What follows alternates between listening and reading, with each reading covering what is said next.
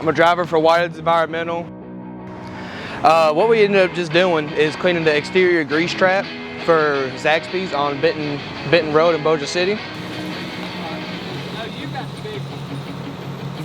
As they're going out throughout their daily business, whenever they wash dishes, anything that goes down the sink, any kind of extra food or even trash that goes down in there, it's naturally going to fill up in those two lids on the ground. Over time, it's eventually going to fill up with all the stuff that isn't really supposed to be in there, but is at the same time. This one ain't too terribly bad. Give or take maybe 30 minutes, 40 minutes at most. Okay. But there are some that over time the grease just gets real hard.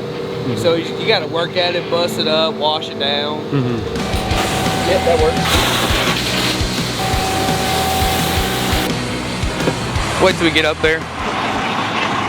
It's a standard truck, it's a 10-speed. I'm pushing the clutch down there. Then there's a switch right here called the PTO. And you let off the clutch and you idle it up.